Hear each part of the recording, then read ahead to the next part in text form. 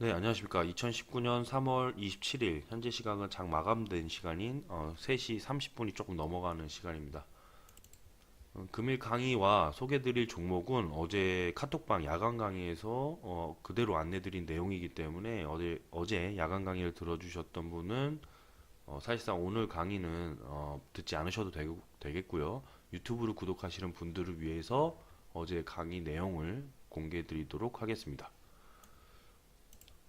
우선 지금까지의 증시 흐름을 간략하게 살펴보자면은 지난주 미 연준의 예상보다 더욱 완화적인 정책 기조 그리고 유로 지역 경제 지표의 악화 등 미국과 유로 지역의 경기 침체에 대한 우려가 커지면서 글로벌 경제 전망도 어두워지고 있습니다.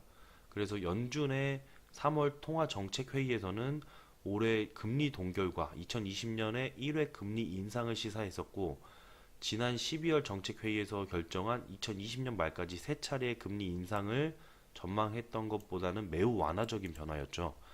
단기적 관점에서는 증시의 호재가 될 수 있는 점, 예전 금리 기초 상시편 강의에서는 사실상 이런 부분들을 좀 조심스럽게 바라봐야 된다. 그게 뭐냐면 금리 인상이라는 것은 단기적 증시에 또 반대로 하락을 초래할 수 있지만 경기를 부양하려는 의지를 통해 장기적 스탠스는 증시가 상향될 수 있다는 점. 그래서 어느 정도 여러 가지 글로벌 시황들이 그때 당시에는 이제 금년도 1, 2월 달에 증시 반등을 동반했을 때는 무역 협상에 대한 기대감도 반영이 됐었지만요. 1, 2월에 이런 상승분을 단기적 관점에서 분산 4차례 그 매물출의 과정을 체크하면서 2월 28일 오전장부터 강력하게 대량 비중 축소를 실시한 이후에 증시가 또 하락하고 반등을 소폭한 다음에 다시금 하락하는 어느 정도 하락장 속의 그 반등 과정이라고 볼 수 있는 그런 모습이었고요. 그래서 저희가 비중을 100%까지 채우지 않는 이유가 이 정도의 반등 국면에서는 사실상 좀 조심스럽게 트레이딩을 했었고, 하락 국면 진입하기 시초 부분에서는 방어적인 스탠스, 최근에 그 부각된 이슈가 있었죠. 그 이슈와 더불어서 소개를 드린 것이 방어적인 스탠스의 방어주 쪽으로 수급을 좀 유입했던 그런 과정이었습니다.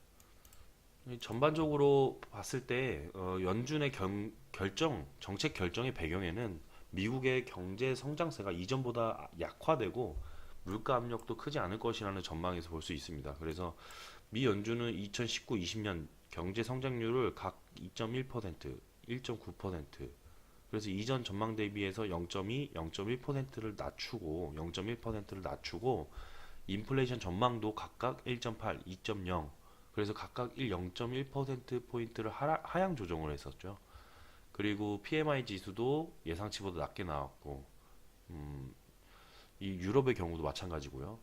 여기에서 이제 미 연준이 경기 침체 신호 중에 하나로 분석되는 미 국채 10년물과 그리고 3개월물의 금리 차가 역전되면서 향후 미국의 경기 침체에 대한 우려를 더 고조시키고 있다라는 그런 현상들이 발생되고 있었습니다. 그래서 미국 3개월 그리고 10년 국채 수익률이 2007년 8월 이후에 처음으로 역전되어서 마이너스 0.3 bp를 기록했던 그런 현상들이 나타났었죠. 이렇게 보시면 네, 역전되었던 이제 현상들이 이렇게 나타나고 있고요. 현재 코스피 지수의 시장 그 지지선 그 강력한 구간에 이렇게 밑꼬리를 달고 또 한 차례 반등이 나왔던 구간도 있었다시피, 오늘 같은 모습도 사실상 이제 음봉으로 마감하긴 했지만 밑꼬리가 좀 달리는 그런 형태의 지지선을 어느 정도 확인할 수 있는 구간이긴 합니다. 그게 바로 2130포인트 구간이죠.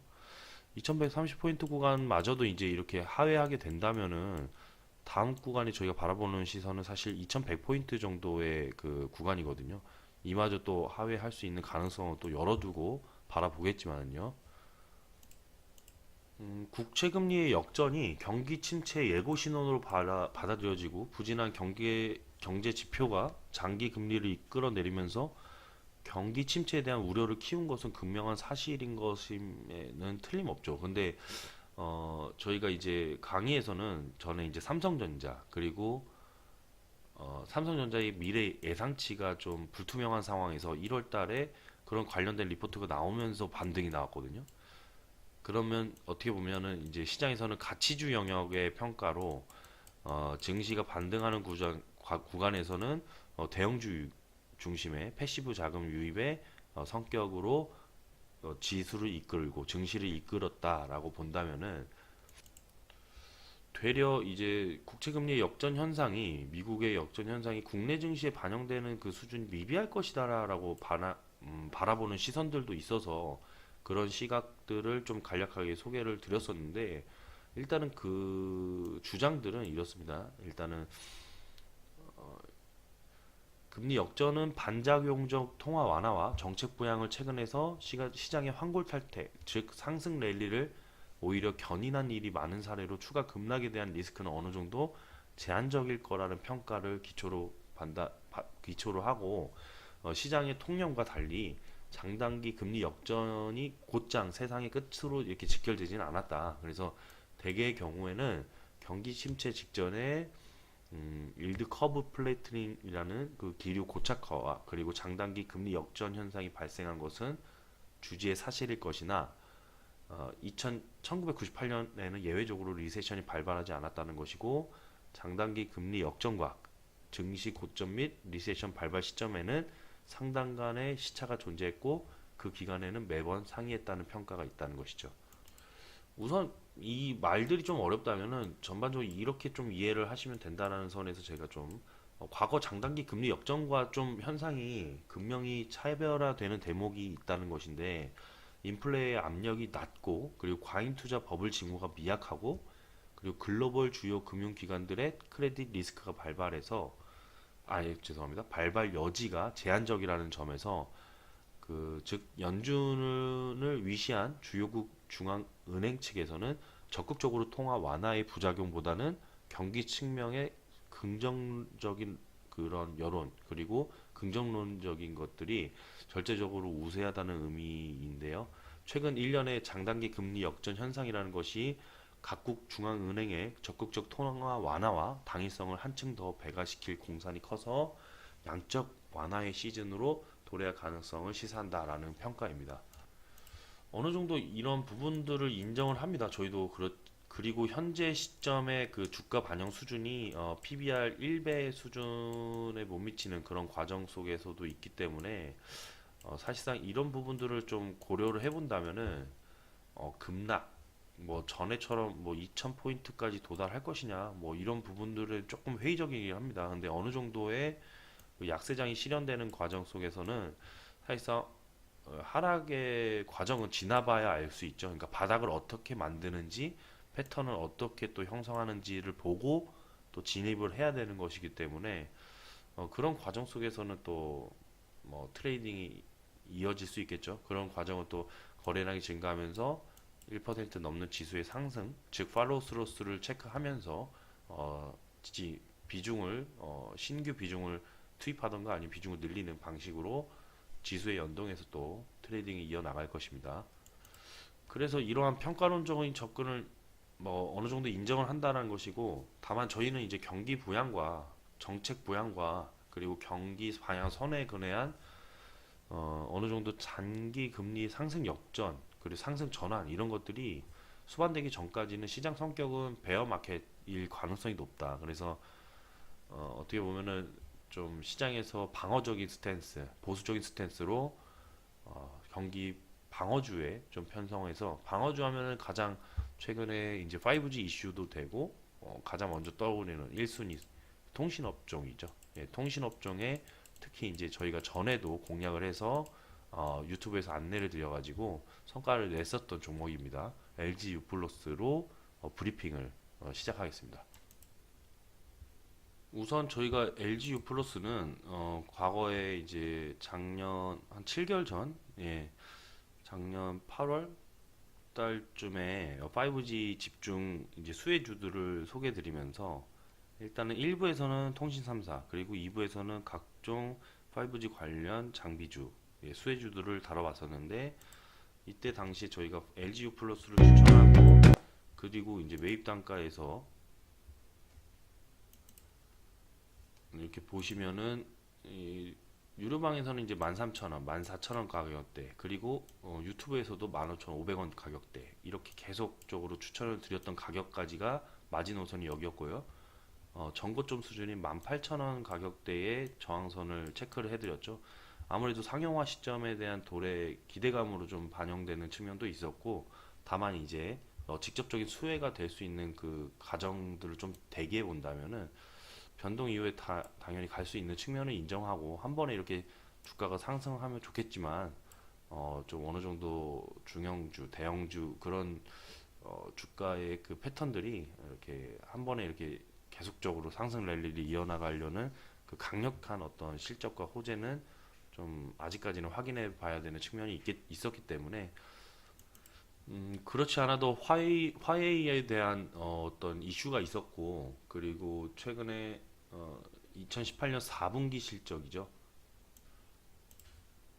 이렇게 2018년 4분기의 실적에 대한 실망감이 어느 정도 확실히 주가에 반영이 됐었고, 그리고 하웨이 이슈 부각에 따른 영업 차질 가능성이 있었다는 것이고, 그리고 CJ 헬로 인수 가격에 대한 논란으로 인해서 2019년 들어서 마이너스 16.4%의 주가 하락을 기록했습니다. 일단은 이렇게 급락 패턴이 통신 다른 3사들이 완만하게 좀 빠지는 속도에 비해서는 확실히 급락 패턴이 나왔던 그런 LG U+의 모습이었습니다. 이러한 모습들이 어떻게 보면은 지배구조 개편에 대한 기대감이 남아있는 SK텔레콤보다는 LG U+에 대한 매도 압력이 좀 더 강했다고 볼 수도 있었겠고요. 그리고 무엇보다도 최근에 주가 하락은 주가 정체는 어떻게 보면은 캐펙스 증가에 따른 배당 축소 우려에 기인한 외국인 투자자들의 매도 영향을 받았다라고 볼 수 있습니다. 돌이켜 보면은 4G 때의 서비스 개시 시점에도 상당히 유사한 형태의 대응이 있었어요. 하지만 결과가 어떻게 됐나요? 4G 서비스 개시 이후에 2년이라는 시간 동안에 LG U+의 주가는 200%가 넘게, 2배가 넘게 상승을 했었습니다. 그런 관점에서 4월 상용화 시점에 발맞춰서 LG U+의 실적 전망에 대한 상승은 상당히 좀 확실시 되고 있다라는 그런 측면이 강한데, 우선은 LG U+는 CJ 헬로 인수 공시 이후에 SK텔레콤은 예를 들어서 자회사인 SK 브로드밴드와 T브로드 합병 MOU 체결에 대해서 공시했었습니다만은, 또 KT그룹도 마찬가지죠. 합상 규제에 대한 논의만 확정이 되면 딜라이브 M&A도 조만간 결정될 것으로 보고 있고요. 유료 방송 구조 개편에 대한 공정위, 방통위 시각이 매우 적극적인 지원으로 확인되고 있어서 금년도 3분기까지는 개편 작업이 좀 어느 정도 좀 마무리될 전망입니다. 이렇게 실적이 상향하는 매출액, 영업이익, 그리고 순이익의 실적이 계속적으로 상향하는 분기별로도 그렇고 연간으로도 그렇습니다. 네, 그런 이유에는 일단은 무엇보다도 기초적으로 일단 바라본다는 것이 하반기부터 IPTV의 그 마케팅 비용이 급격하게 좀 줄어들 예정이고, 그리고 통신 3사의 기준이 연간 5천억 원 이상의 이익 증가 효과를 기록될 것으로 전망하는 것에 있어서 이러한 시너지가 좀 어느 정도 확인이 되죠. 그래서 시장 가격 대비 어느 정도 프리미엄이 과도하다는 그런 부정적인 인식은 어느 정도 좀 해소가 될 예정입니다. 그래서 저 PBR 가치로 봐도 현재 주가 수준으로 그냥 그대로 간다고 해도 2019, 20년 예상치에 대한 부분은 PBR 1배 수준도 채 안 되는 그런 주가의 그 패턴, 주가의 형태이기 때문에 지금 15,650원 구간입니다. 지금 현재. 그리고 2019년 특히 이제 컨코를 통한 회사의 19년 영업이익에 대해서는 어떻게 부정적 아웃룩으로 인해서 투자자의 시각은 2019년 감익에 맞춰져 있습니다. 그래서 이에 따라서 LG U+는 상반기까지는 작년 대비 기준 영업이익이 소폭 어느 정도 감소도 할 것이라고 보고 있는데, 이렇게 하반기로 갈수록 기존 어떤 이익들 들이 이제 좀 증익이 되는데, 이게 연간 기준으로는 18년도 대비해서 19년도에는 약 400억 원 규모의 증익을 예상하고요. 근거는 이제 일단은 첫 번째 회계 기준의 변경에 따른 이익이 어느 정도 이연이 될 예정이고, 아까 말씀드린 IPTV 그 사업의 마진이 상승, 그리고 세 번째로는 일회성 비용 제거에 따른 기저 효과가 있고요. 그래서 5G 유료 방송 구조 개편을 축으로 하는 이번 사이클에서 주도권을 확보를 해가지고 동사의 영업이익은 1조 원 가량 높아질 예정입니다. 총. 그러니까 최종적으로 이제 1조 원 이상이 될 예정이라는 것이죠. 지금 어떻게 보면은 이게 그 근접해 있는 그 영업이익의 결과치가 나올 수 있는데, 뭐 각 증권사마다 어느 정도 조금 차별성은 있을 수 있으니까요.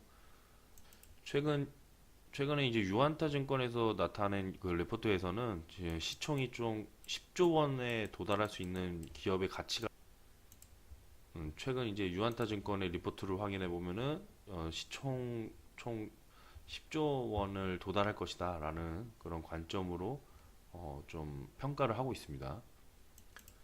그리고 최근에 MWC에서 드러난 화웨이 기술력에 더해서 유럽 통신사 중심으로 화웨이에 대한 지지 세력이 나타나고 있는 점에 있어서 과거에 좀 어떻게 보면 화웨이발 악재 이런 수준을 어느 정도 벗어나려는 움직임이 있고, 그런 수급 동향으로 체크해 봤을 때도 기관이 강력하게 지금 매수를 하고 있는 그런 박스권에서 매수를 하고 있던 상황이었습니다. 지금 현재도 그렇고, 이틀 전에는 연속으로 외국인 수급이 잠깐 유입이 됐었지만은 아직은 외국인까지 수급 탄력이 붙지는 않은 현상이지만은 지금 15,500원 저희가 선 이하까지 매집을 어느 정도 좀 해놓은 상황에서 금일 그 박스권을 좀 돌파하는 그런 첫 거래일입니다. 그래서 향후 이 주가 반등이 예상이 된다면은 증권가 10조 유안타 증권 리포트에 따르면은 어, 시총 10조 원에 다다르려면은 주가는 어느 정도 한 2만 3천 원 수준까지, 2만 3천 원 수준까지 도달을 좀 할 가능성이 있다는 것이고, 저희가 바라보는 그 매물대 시점으로 차트 시점으로만 바라본다면은 전고점 수준만 해도 18,000원 수준입니다. 또 전에처럼 일단 1차 이익 실현에 대한 목표가는, 그리고 나서 이제 향후 차트 분석상으로는 이렇게 안착해서 다시금 나가려는 그런 흐름이 나와야만 이제 저희가 다시 진입을 할 수 있다라고 볼 수 있고, 혹은 이제 조금 더 장기적인 스탠스로 바라볼 수는 있겠죠. 무엇보다 지금 현재 그 지수, 코스피, 코스닥 지수가 하락하는 가운데 금일 같은 경우에도 2.29%의 상승이 나왔던 그런 모습이었으니까요. 그 어제 강의 보시고 오늘 이제 시초가에 진입을 하셨거나 조금 내렸을 때 진입을 하셨던 분들은 바로 한 2, 3% 정도 수익이 나오는 상황에서 바로 스타트를 하실 수 있어서, 죄송합니다. 이게 전화가 와가지고, 네, 2, 3% 정도 수익이 나오는 상황에서 스타트를 하실 수 있어서 다행이고요. 최근에 어느 정도 좀 방어적인 스탠스를 가지고 있는 그 아스트 기업 종목 브리핑을 이날 드렸죠. 이날 추천가를 드리고 현재 한 19%, 20% 가까운 그런 반등이 나왔던 그런 국면이 있습니다. 오늘도 상당히 상승 탄력 좋게 이어나가고 있고요. 그리고 SBC 삼립 기업 브리핑은 3월 11일 날 드려가지고 지금 현재 수익률로 따지면 한 16%, 17%?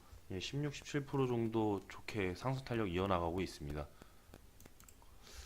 다행히도 이렇게 증시, 장세가 어려운데 이렇게 최근 기업 브리핑 드린 것들, 그리고 신규 종목 어떤 거 잡았는지 종목 브리핑 드리는 것들이 다행히도 성과가 괜찮게 나와서 회원님들한테는 어느 정도, 유튜브 구독하시는 회원님들 어느 정도 좀 다행이라고 보고 있고요.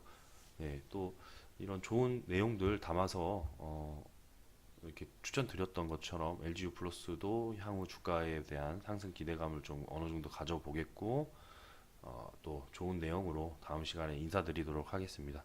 네, 감사합니다.